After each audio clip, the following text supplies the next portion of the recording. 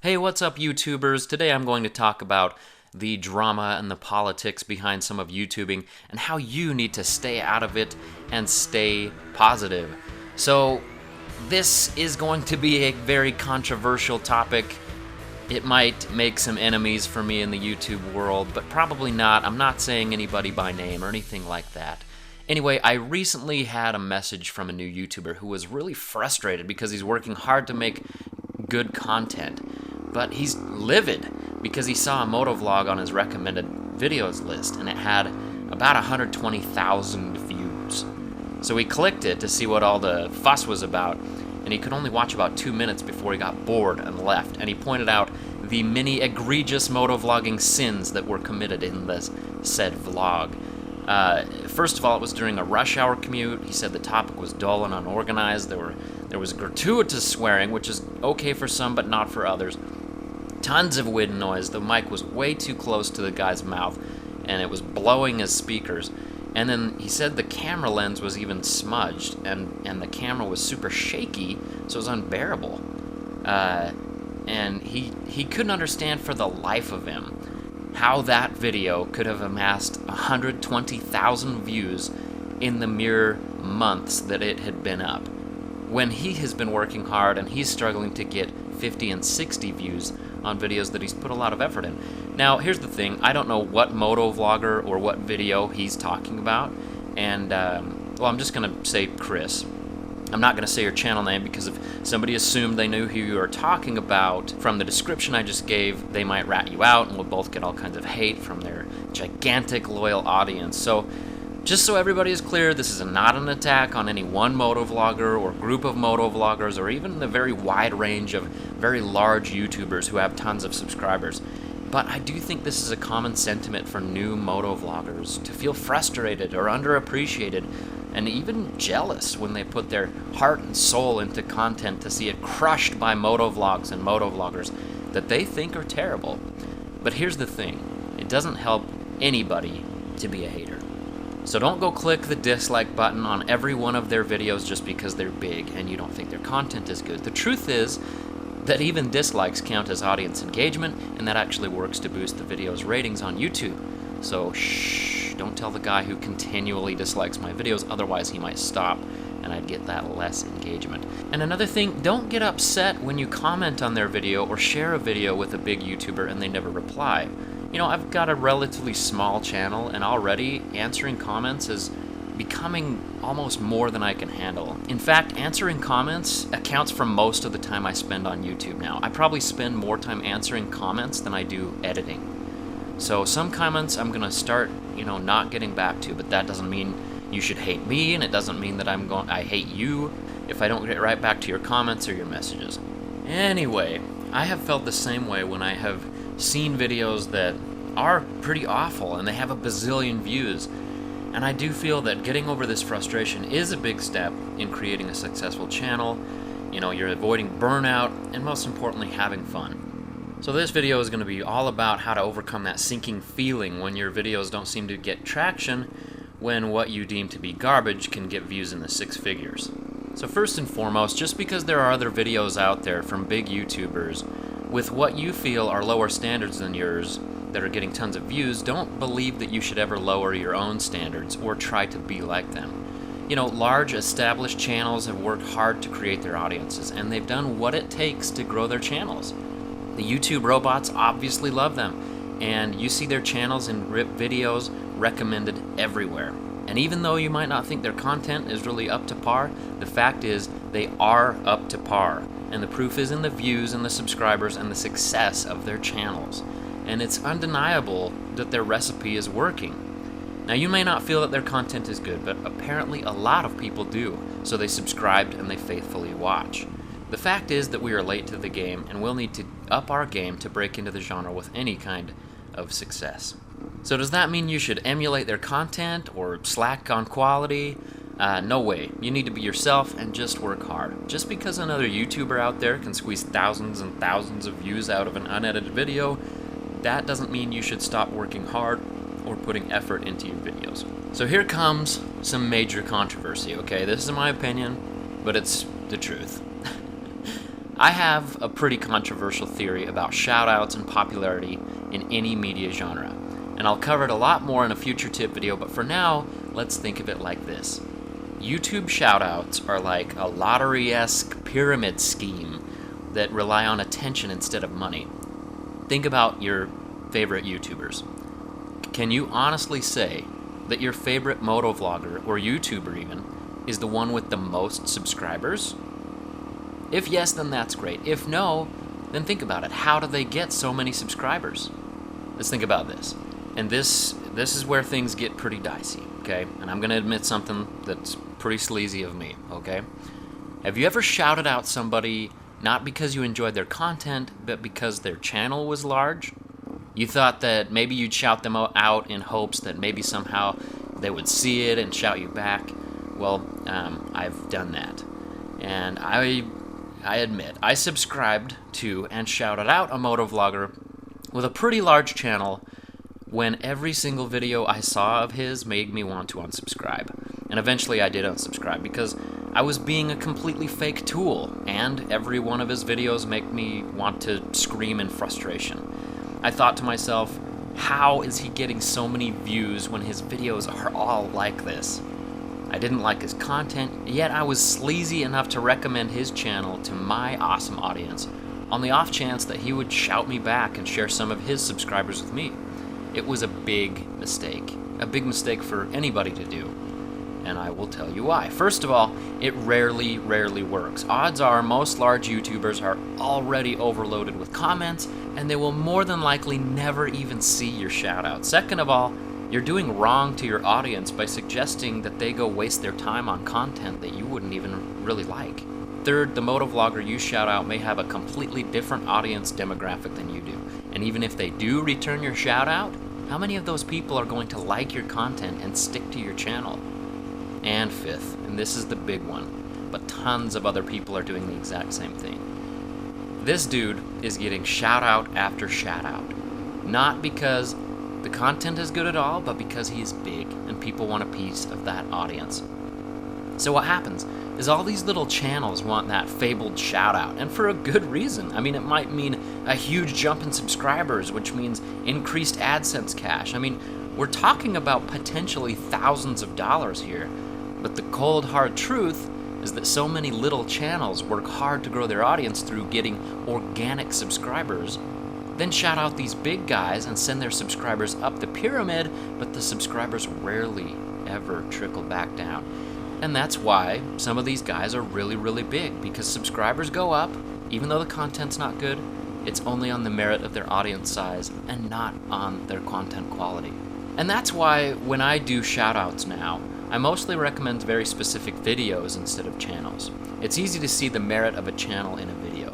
And when I do suggest a channel, there are channels that continually produce good content that I genuinely enjoy. I wouldn't direct you guys, my awesome audience, my awesome viewers, to anything less. So here is the big tip for this video. Never compare your own videos to other YouTube videos. It really will make you angry. Now, you can look at other YouTube videos and see what they're doing right, but when all you see is them doing wrong and getting tons and tons of views, try to think about why. Is their content good on other videos? Maybe they've built their subscribers another way, or maybe they just got kind of that upflow of the pyramid of subscribers. You never really know. But hopefully people who are big, and I know in motovlogging, the majority of people that are big do have quality videos and good topics. Now here's the thing, you might look at me and see some of my super lame videos and say the exact same thing, and that's perfectly okay.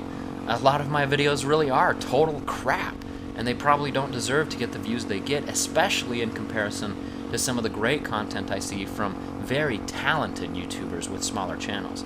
Honestly, and here's the fact, it makes me angry, really angry, that I can put out a dumb video about, like a KLR exhaust mod and get like 40,000 views.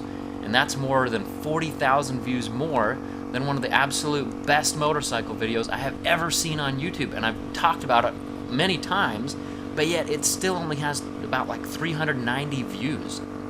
It's from Holiday Rides, and it's about it's the trailer to his Italy ride, and it is seriously It's really good. If you want to see good content, look at that. And 390 views, really? It's so much better than that. Anyway, it seriously makes me angry that people are missing out on that video. You know, do I appreciate the views on that KLR exhaust video? Of course I do. But do I think it's kind of lopsided that Jan's really excellently crafted video trailer, Italy trailer, has 390 views in comparison? I think that's a load of crap. Anyway, on to a totally different topic. Just for quick reference, that KLR exhaust video is very easily searchable, and it has brought in a lot of organic views. So there's a bit of a testament right there of why it's important to create searchable videos that will bring in organic views. We're talking about reviews, how-tos, things like that. They tend to go nuts because people can search for them and easily find them. Now, speaking of morale and optimism and all that fluffy stuff, despite all these tricks and tips and blah blah blah, you need to be yourself and have fun. Make vlogs that you enjoy doing. If you like to watch vlogs that are off-road, then make vlogs off-road. Make vlogs that you most enjoy watching. Do fun things and take, beautiful rides when you motovlog. Anything less and you're shortchanging yourself and you're shortchanging your audience. So you guys do this, do motovlogging, do all of this stuff to have fun. If you're not having fun and you treat it like work, then it's going to come through and it's going to drive away your audience. Just look at my numbers for this series. I mean, I'm doing a voiceover, it's very structured and blah blah blah. This series points to some very specific tips, and obviously I get all kinds of business mode on it. I get all kinds of public speaker on it, It's not really that fun for most of you, but I still am enjoying it. I still really like it. The fact is that you're here and you might like it, but the rest of the audience hates it. If you look on the views on this series, they're not. This series is terrible for my channel. The first video started strong with like 1,200 views, which is like the average for most of my videos that I create. But now they're bringing in like 500 views each. And in the comments, I can see frustration from motovloggers who say, "Man, do I really need to do all this?" And the answer is no, you don't. If you want to grow your channel because you're losing your job and you're worried about how you're going to feed your family and pay your mortgage in 4 months, then doing these things might help you boost your audience and your AdSense revenue, and it might just help you make ends meet. However, if you're good in life and YouTube is just a hobby, then don't worry about any of this stuff. Just have fun and enjoy being a part of the community. So, to Mr. Chris and the other new and sometimes old YouTubers who have felt upset when you work hard on a video, only see it totally drowned by an unedited motovlog with hundreds of thousands of views. When this scenario inevitably happens to you, just take a really deep breath, keep working hard, be yourself, forget all the analytics and the tips and the numbers, and just have fun with this. Remember that the video that took you hours and hours to make will be of great value to those who are fortunate enough to subscribe to you and watch it. The most important part of all of this series, all of these tips, is to remember that all of this should be for fun. If these tips make you feel overwhelmed, then you don't do them. If you start getting jealous or upset when your video gets dwarfed by some rambling commuter about anal fissures in terms of views, then you might need to really reevaluate why you're motovlogging in the first place. If you really want 1 million subscribers, here's the thing. Start a new channel, go to the beach, and film hot women in bikinis running in slow motion. You will have guaranteed views and probably make a lot of YouTube's money. In fact, my education videos bring in more subscribers and views than almost all of my motovlogging videos, like, combined. So why am I not working harder on my education channel? Because I love motovlogging more, okay? So here's the thing. If you go that route and go to a different genre that's guaranteed to get tons of views, then you'll have guaranteed views and you'll probably make a lot of YouTube's money. But if you want to be a part of an awesome community and you enjoy riding a motorcycle and filming that and sharing that passion with others, then stick around and enjoy this incredible niche.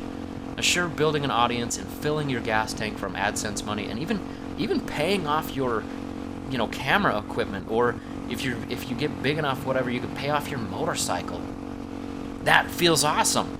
I haven't done it yet, but that would feel amazing, right? But try not to lose sight of why you're really doing this. Building a channel and earning AdSense for doing a hobby that you love is a fantastic reward, but only if it's a hobby you love. You have to love your hobby, otherwise it's just a job. And if money and YouTube fame is your end goal, then motovlogging is A, not a viable way to do this in compared to other genres, and B, will no longer be fun to you when you start treating it like a business. And C, when you total it out, I'm making like $2 for every hour I put into this. So if it isn't for fun, or it loses its fun, then what am I doing for $2 an hour? If you're in it for money or subscribers, prepare to get burnt out fast, or stick around for the long haul until it finally pans out. And by panning out, I mean like maybe making like $1,000 a month, make $1,000 a month.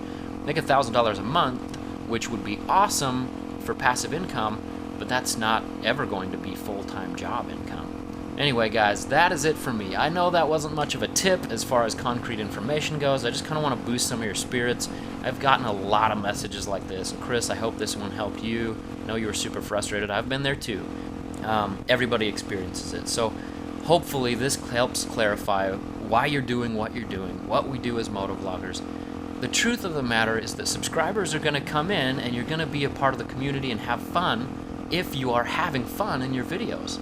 Now, they might not come in droves and you might not get hundreds of thousands of views, but you will still make friends and entertain people and enjoy the ride.